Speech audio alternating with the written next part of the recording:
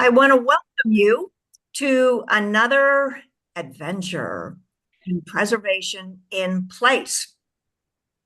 We're still letting more people in, so we won't formally begin, but I want to go over a few little housekeeping rules. We wish that you keep muted the entire time so we don't have any extraneous noise while the speaker is giving their presentation. If you have questions, please put those in the chat and we will we will give those questions to the presenters at the end of their presentation and they will answer them.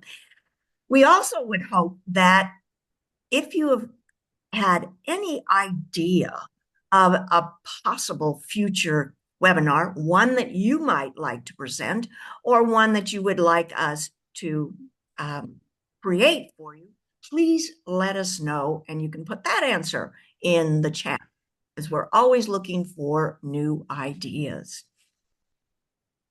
So as we are moving along, preservation in place started during COVID, strange as that may seem. And Arizona Preservation Foundation and the State Historic Preservation Office have continued this preservation in place context using webinars that are free. We record them. They are posted on the Arizona Preservation Foundation YouTube channel. And so that if you miss something, you can go back there and review it. You might find something that's on there already that you didn't know we presented, and you can review that then. But this preservation in place is something that seems to be satisfying the needs of many people. We're all busy. It's free, so you don't have the expense of paying to go to a conference and then having to make a choice as to which session you might see. In fact, this particular three-part session has expanded from a presentation that was at our most recent Arizona Preservation Conference. So with that, oh, and I forgot to introduce myself. I'm Donna Reiner, and I am on the board at the Arizona Preservation Foundation, and my cohort in crime or partner in crime is Margaret Hangen, who will introduce our speakers. Margaret. Well, good morning, everybody. Thank you for being here. So I will go ahead and introduce our two speakers. And if Erin Davis is new to the series, some of you may be familiar with Shannon Plummer, but I will start with Erin Davis. Erin escaped from the East Coast in 1997 and has been an Arizona resident ever since. She earned a master's degree in archaeology and heritage from the University of Leicester before joining the SHPO team as an archaeological compliance specialist in 2018. She worked throughout Arizona for private companies and tribes. Although no longer doing fieldwork, Erin loves to read about the current archaeological projects across the state as part of her job. And on her time off, Erin loves to read fiction, hike when under 100 degrees, and blast 80s punk rock while folding laundry. Girl after my own heart. Our second presenter, Shannon Plummer. If you were not able to make our first in this series, Shannon is a senior archaeologist with the Jacobs Engineering Group. Although she's a native Midwesterner, Shannon has found her forever home in the beautiful Sonoran Desert.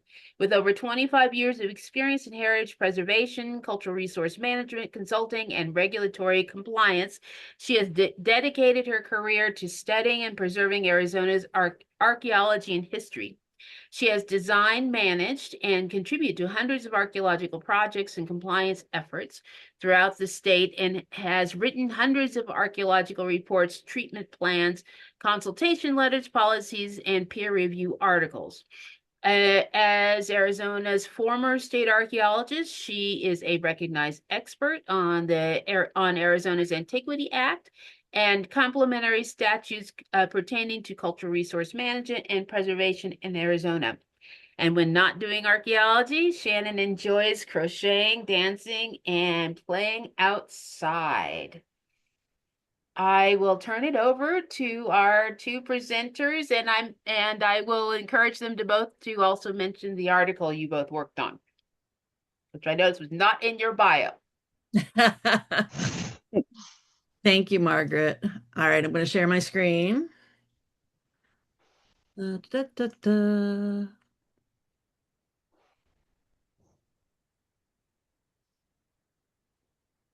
Can you see it? Yep. Excellent. Can I see? It needs to be enlarged to a presentation. It's there. Okay, Perfect. good. Thank you. All right. Shannon and I are doing a presentation on navigating the complex web situations where more than one state and/or federal cultural resource laws apply. This is something that a lot of people have questions on, and hopefully we can give you some answers. So hopefully you guys all had a chance to see the presentations by Shannon, who did the Arizona Antiquities Act, and Mary Ellen Walsh from SHPO, who did the State Historic Preservation Act over the last 2 weeks. This presentation will use the information given in those PowerPoints and answer the questions that many people, such as agencies, consultants, and private landowners, all the questions that they have, like when does each law apply? Can multiple statutes and laws apply? And where do federal laws fit in, like Section 106? We expect this presentation will be somewhat shorter than the previous in the series, but we will have a lot of time for questions. And the usual housekeeping things. Donna mentioned most of them. Turn off your microphone if you're not speaking, please. Save your questions till the end and just type them into the chat anytime, and we're going to address all of them at the end. And if you miss any part of this or know people who wanted to view it and couldn't be here, Arizona Preservation Foundation is going to be adding it to their YouTube channel, as they did with the previous 2 presentations in this series. And then, yes, Margaret mentioned and that Erin and I and Dr. Will Russell have an upcoming article in the Journal of Arizona Archaeology that covers this exact topic. So there's more information about this in that article, and I can ask Donna to let you all know via email when it is published. It should be by the end of the year.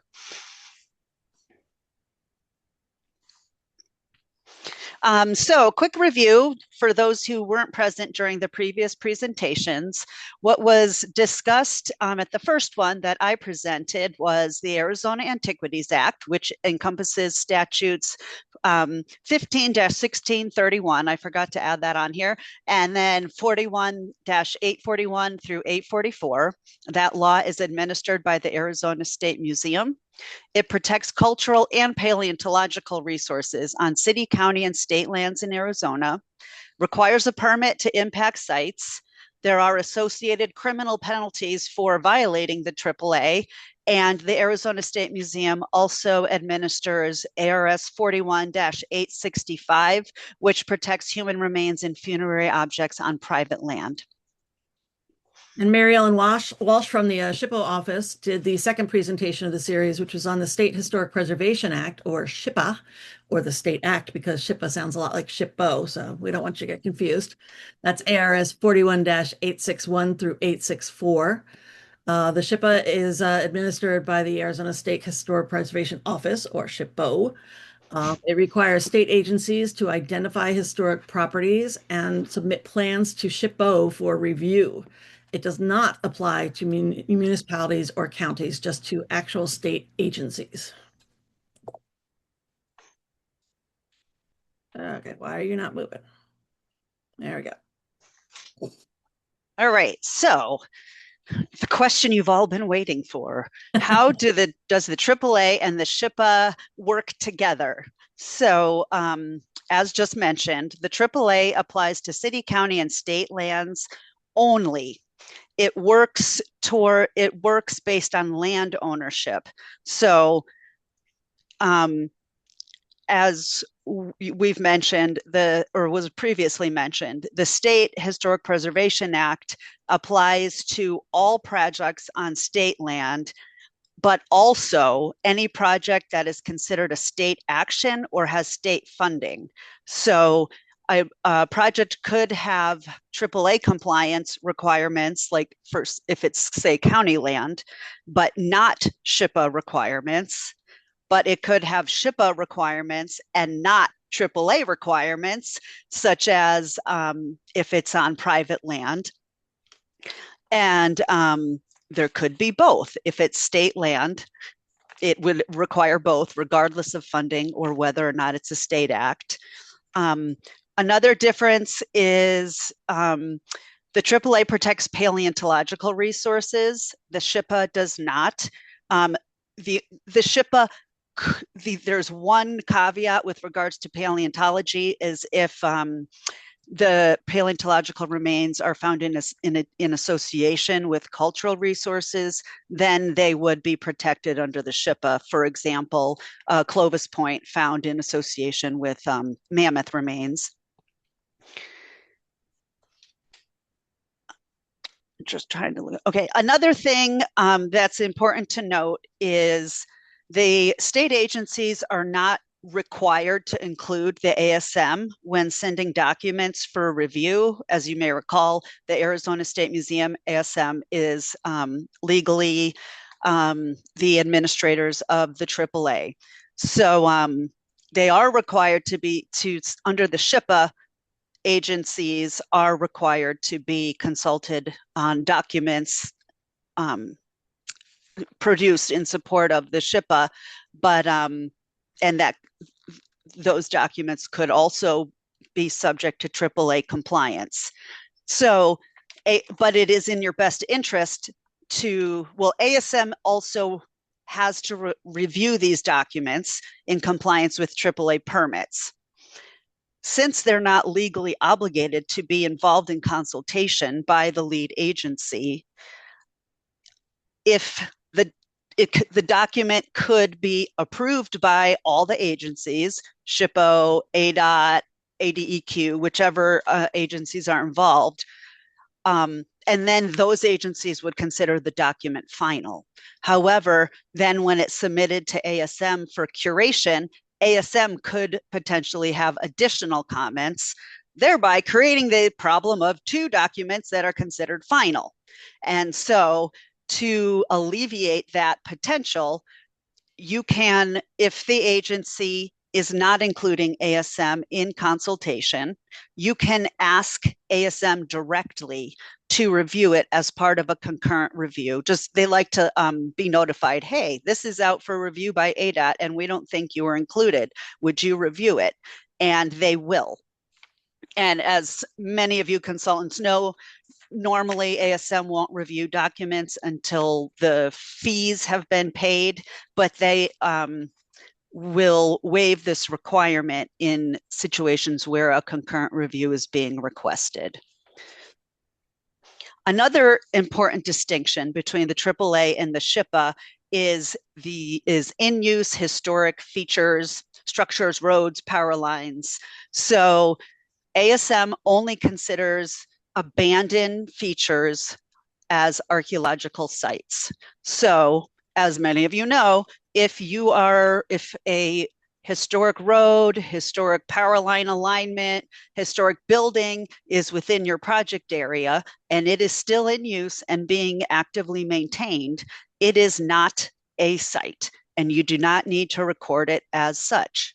And if it has an existing ASM site number, you should not submit an updated site card. However, if there is an abandoned portion of a road, then that is considered archaeological, but only that small segment, just to make things fun and confusing. However, that all being said, those in-use historic structures are considered historic under the SHPA and NHPA for that matter. We'll talk about that in a few minutes. So they would, if the document is going to be reviewed, if it's subject to SHPA compliance, those features do need to be recorded under the SHPO requirements, and those historic structure in use property forms would likely need to be completed. So just something to keep in mind. You do not have to submit two separate reports, like one that doesn't discuss historic in-use properties to ASM and one that does to SHPO. You can just write it all in a single document, but ASM asks that you do not use a site number as the primary reference in the document, and they should not review the discussions regarding the historic in-use properties because it's out of their purview. So that would be just reviewed by SHPO. Okay. Okay, so responsibilities. What does SHPO do and what does ASM do? Permitting. Many states, most states, have permitting and review under one office. But Arizona splits them up, which is why things get so confusing. So ASM is the one that issues permits. SHPO does not issue permits. We have nothing to do with permits.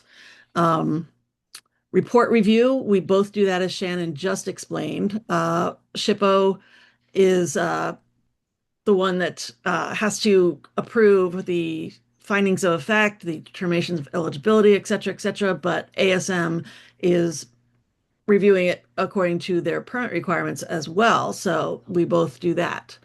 Determinations of eligibility and impact or effect, as I just said, is SHPO's purview. We are the main person under State Act. We are the ones that actually give the determinations of eligibility or finding of impact under State Act, whereas under Section 106, which is the federal law, the federal agency is the one that gives a determination of eligibility or finding of effect, and SHPO then concurs. Burial discovery agreements, notifications for disturbances of human remains, that's all ASM. SHPO has no role in that whatsoever. Shannon, what's the department called?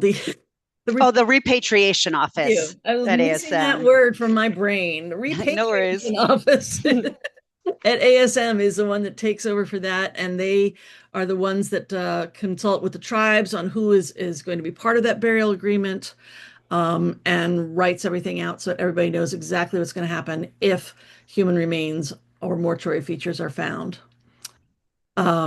Memorandum of agreement and programmatic agreements. These are agreement documents under Section 106 of the National Historic Preservation Act, and SHPO is one of the main main signatory for that, along with the federal agency. There may be invited signatories, there may be concurring parties, and ASM may be one of those. Just depends on the project and exactly what's going on and what kind of responsibilities are being divvied out. But SHPO is the main agency for that. And curation is all ASM. We have nothing to do with that. We do not keep site records. We do not keep reports for sharing and giving out. We do have our own records on determinations of eligibility, but that's not really part of curation. So ASM curates all records and artifacts for archaeological or paleontological curation on state land, and they coordinate with consultants for an appropriation curation facility if it's to be something other than ASM. And as I'm sure pretty much everybody knows, ASM is having a curation crisis, no room, no money. So there are several other institutions and curation facilities out there that can be used, but you do have to go through ASM if it's on state land and make sure that that is an approved facility. Okay, so how do these state laws we've been discussing intersect with federal laws? The National Historic Preservation Act, NHPA, is very comparable to the State Historic Preservation Act. It applies to work on federal and tribal lands and federally funded projects and actions. Much like the SHPA applies to work on state land as well as state funded projects and state actions. And as we discussed, this NHPA applies to any federally funded or funded project or federal action, regardless of the land ownership. So a project that's being conducted on private land, if it's federally funded or a federal action, it would require NHPA compliance, but it would not require compliance with the Arizona Antiquities Act. The Archaeological Resources Protection Act, ARPA, is comparable to the Arizona Antiquities Act in that it applies only to federal and tribal land, even if and that's regardless of funding. So it could be a privately funded project. If it's on federal land, it requires an ARPA permit. The only difference between ARPA and the AAA in this regard is that the AAA protects paleontology as well as archaeology. And again, like the SHPA, the only caveat would be if paleontological resources were identified in association with cultural resources, then it could be considered a site.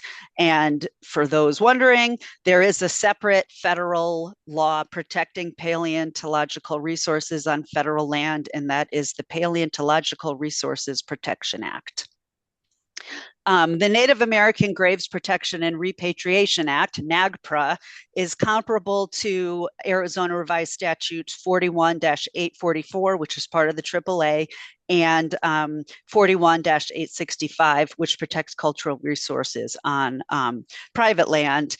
It protects Native American remains and remains of Native Hawaiian people from the Native Hawaiian organizations identified on federal land. There is not a specific age associated with them. The AAA has a 50-year rule. I do not believe NAGPRA has a specified, like it has to be X number of years or older. A primary difference between the AAA and NAGPRA is NAGPRA only pertains to remains associated with Native Americans and Native Hawaiian organizations, whereas the AAA protects or applies to all human remains 50 years old or older, regardless of cultural affinity or ethnicity. All right, so there are some terminology differences between the State Historic Preservation Act and the National Historic Preservation Act. And these are important to note because some agencies are better at writing consultation letters than others, and it can be kind of confusing sometimes in the letter and report as to whether they are talking about State Act consultation or the National Historic Preservation Act, Section 106 consultation.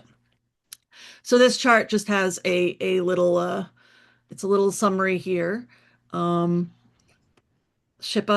versus NHPA. The ARHP versus the NRHP, that's the Arizona Register of Historic Places versus the National Register of Historic Places. And in Arizona, generally anything that is eligible for the Arizona Register is eligible for the National Register. For the project itself, we call the state project state actions, and we call the federal one an undertaking. That's Section 106 language. We have the project area in the State Historic Preservation Act, but the area potential effects in the federal. And that's kind of important because area potential effects is much larger usually, and it takes into account a lot more things than just the project area.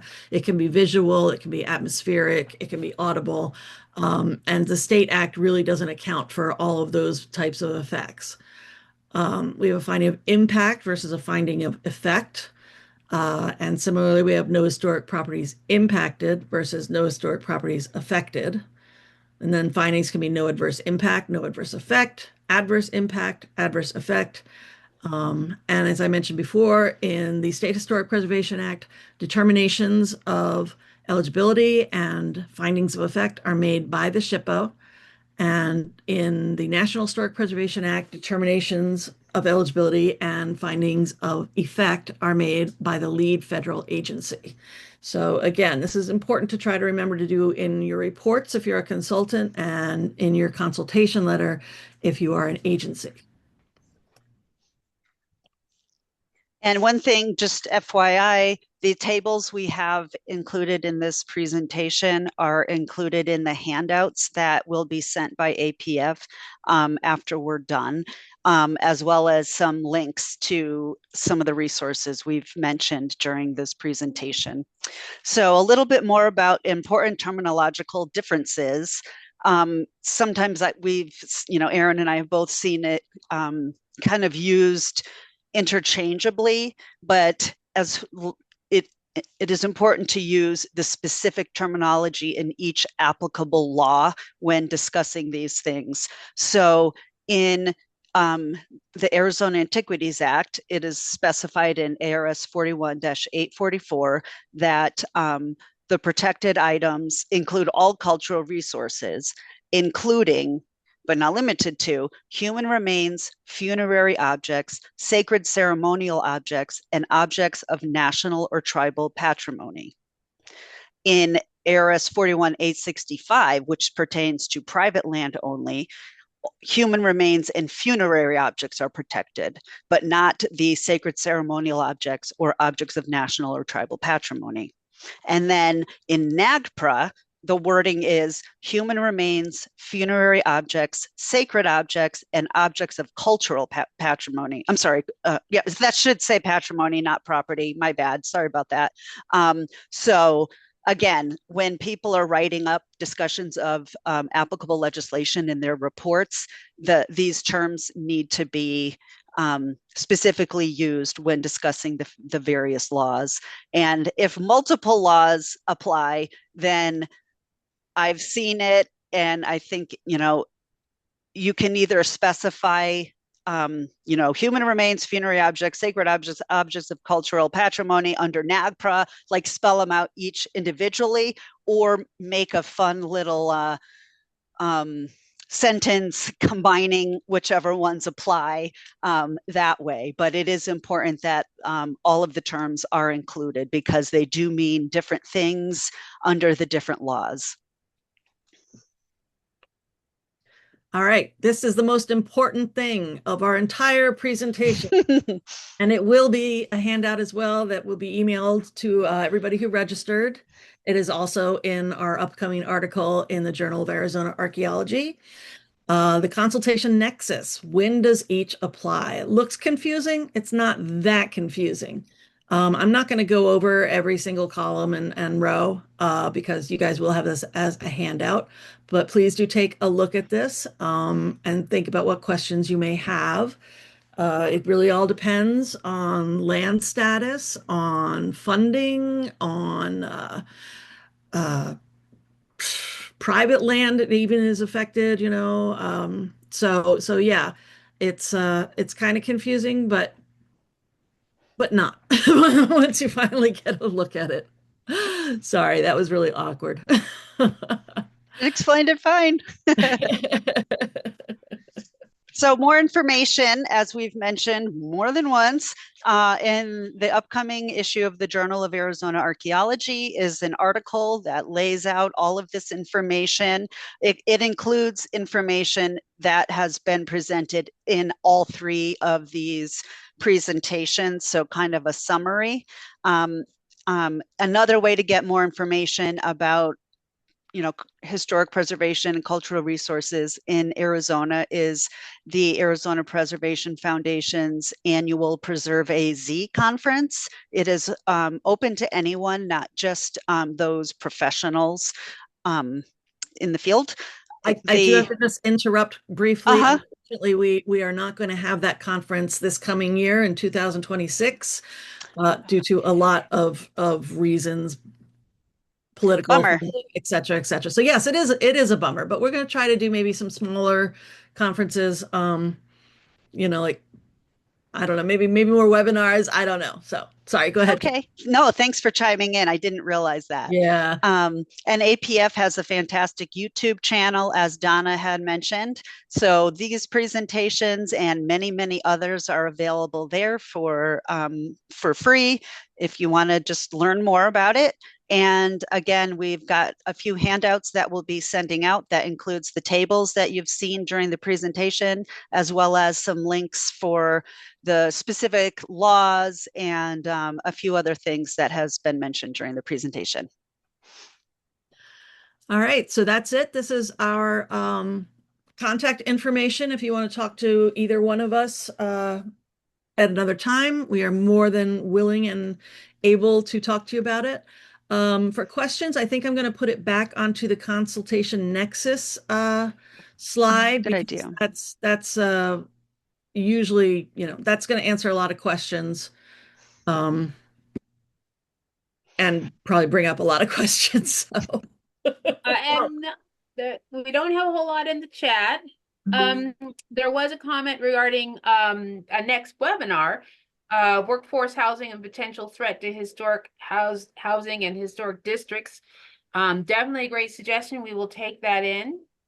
And then Mary Ellen did mention from, I think we're responding to earlier statements, that SHPO does not want site cards included in any reports. I'm surprised she did put that in all caps. Please keep that in mind when looking at your reports. However, ASM does take them. So, but SHPO does not. Right. And can I chime in? Go ahead. So people, site cards are not normally included in reports. They're submitted as a separate set of documents that are sent to ASM as part of the final curation of the report and associated materials. But yeah, don't include them in the report. Yeah. For ASM or SHPO. Yeah, no, I'm glad you clarified that. We have a next question is, thanks for the talk. If HSIF forms are within a technical report submitted to ASM, do photos from those forms need to be included in curation deliverables? Excellent question. And the answer is no. As long as you include them as an appendix at the end of the report, then you do not need to curate those photos, because yes, that gets very expensive very quickly. Okay. Next comment was to clarify, if the project doesn't have any federal nexus, is it appropriate to reference eligibility criteria pursuant to the Arizona SHPA and not the NHPA? Can it be appropriate to refer to A/NRHP? Yes, Arizona Register of Historic Places goes by the same criteria as the National Register of Historic Places. So the terminology is the same for that. It's criteria A, B, C, D. We also go with the 7 aspects of integrity. So yeah, it's exactly the same in that case. Good question. Okay, and there's a second part of that question. What about discussions of previously recorded sites identified in the 1 mile or half-mile buffer area as part of a class 1? What about them? I'm not sure what the question is. Hi, this is Sheila. I'll clarify a little bit. Kind of in the same context of using A/NA or NRHP. Sorry, I have my letters twisted.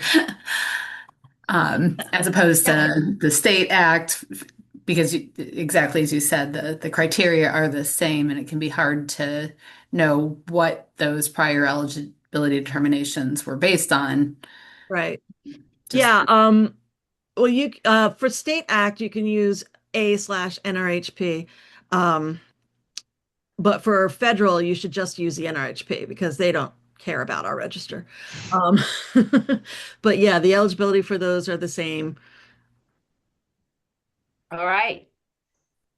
Next question. Can you talk about projects in ADOT right away and how that land is classified?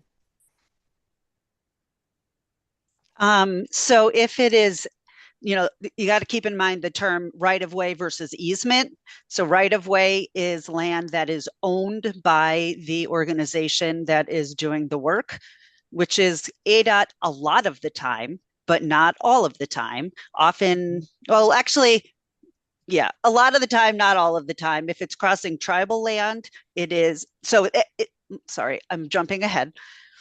It is an easement if the organization doing the work does not own the land on which they're working. So ADOT may have like manage that portion of land, but their name is not on the deed.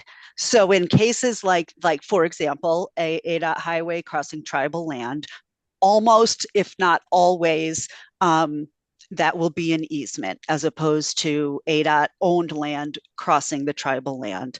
And so when it is ADOT owned land or an ADOT easement crossing state land, then the AAA applies, as well as the State Historic Preservation Act. If it is an ADOT easement crossing tribal land or federal land, then it would be the NHPA that applies and not the AAA. So it all goes under land ownership as far as the use of the AAA versus NHPA or SHPA. And again, there are, times where there are easements across private land.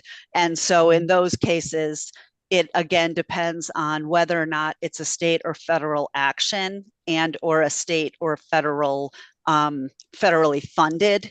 So in those cases, the SHPA or NHPA would apply, but not the AAA.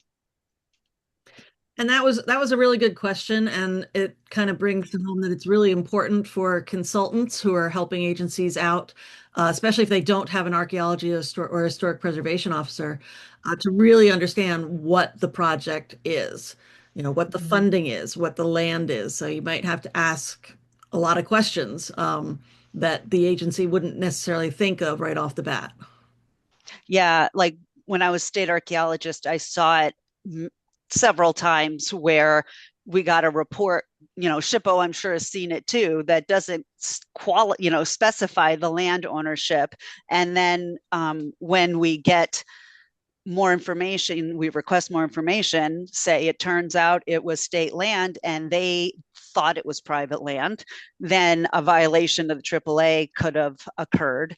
And another thing to keep in mind is permits. Arizona Antiquities Act permits are not the same as right of entries. So if you're working on state land, you will need a right of entry, but you'll need to obtain that separately from ASLD. So you would need both documents, the permit and the right of entry. And also like with private land and stuff like that. Okay. Yeah, that's a hard one. Can you go over some acceptable ways to talk about portions of an APE or project area if you cannot use APE and project area in the same report, such as a survey area, a monitoring area, or a disturbance area, etc.? Yeah, okay. If you're talking about a Section 106 project, a federal project, so it's either federal land, federal funding, federal permitting, then what we like to see in the report is the overall APE, the overall area potential effects. That's going to be the largest part. So that's everything you can think of. That's the visual, just visual effects, the staging areas, it's material sources maybe. That's gonna be the largest part. If you're just surveying a part of it, then we just call that the survey area, like you said. You can also put in, it does get confusing, sorry. You can also put in the project area, which we call the project footprint. So that's where the actual ground disturbance would happen. So those are the three main things that we like to see, if it's not all being surveyed or whatever. but yeah, it gets weird. Especially I've had several projects recently where like 3 or 4 different consultants did a separate part of the APE, and it's like, ah, it's very, very, very confusing. But what we need to know, what SHPO needs to know, is we are looking at the entire APE. We are looking at the actual undertaking. It's like, yeah, we're reviewing your survey report, but we're thinking, what is the overall project effect on this in this APE? Does that answer that? And I said this in the previous sessions, and I'll say it again. If you have a question, get a hold of SHPO and ask them. Yeah. We'd much rather have questions than get a report where we're like, "Whoa, I don't know what the heck's going on here." they Seriously, are just pick up very, the phone, shoot an yeah. email. I like to think we're a friendly bunch. So I know this from experience. You really are, but really, if you have a question, get a hold of them ahead of time rather than guess, because that could cause you a lot of problems in the long run. So yeah, we're it really here. can. Mhm, And as I'm sure most consultants and agencies know, that if we have to ask for more information, it resets that consultation timeline to 0, and we have another 30 days to look at things, which drives project proponents crazy and stuff. So if you really have any yeah, questions, just give us a holler, because all projects are different. yeah, and that's what they're there for, is to help you. There are no other questions in the chat. Any other questions out there? Mhm.